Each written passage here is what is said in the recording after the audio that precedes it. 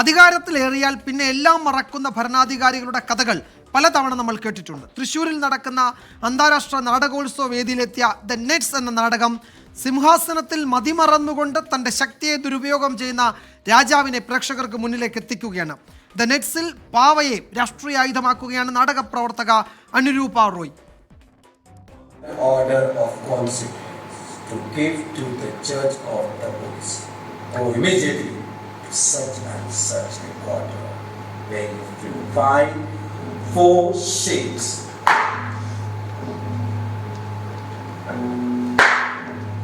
അധികാരത്തിന്റെ സിംഹാസനത്തിൽ മതിമറന്നുകൊണ്ട് തന്റെ ശക്തിയെ ദുരുപയോഗം ചെയ്യുന്ന രാജാവ്, അതിനോട് ചെറുത്തുനിന്ന് പോരാടാൻ തയ്യാറാകുന്ന ഷെഹറാസാദ് എന്ന റാണിയും.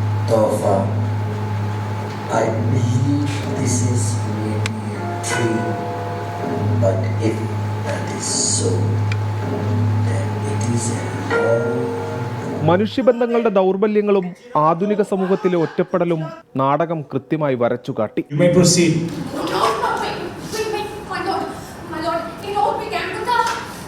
It's a sort of a metaphor for the very big, brutal, powerful narrative and a small voice that resists it, that opposes it, but not with arms or not with weapons, but with stories. So that's the main idea. തത്സമയ സംഗീതവും സംഭാഷണങ്ങളും. ഇതിനിടയിൽ നാടകത്തിൽ നിന്ന് പാവകളിലേക്ക് പരകായ പ്രവേശം. ഒരു വേള ജീവസുറ്റു നിന്നു ഈ പാവകൾ. Where is he? Where to find him?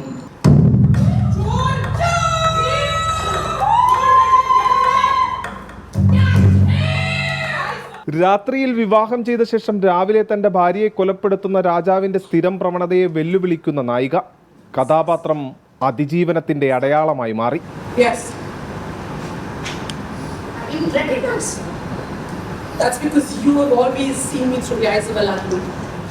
1001 Night എന്ന ആഖ്യാന ശേഖരണത്തെ ആസ്പദമാക്കിയാണ് ദി നൈറ്റ് എന്ന നാടകം അവതരിപ്പിച്ചത്. അറിയപ്പെടുന്നതും അറിയപ്പെടാത്തതുമായ ഒരു കൂട്ടം കഥകളാണ് ഇവിടെ ഒത്തുചേരുന്നത്.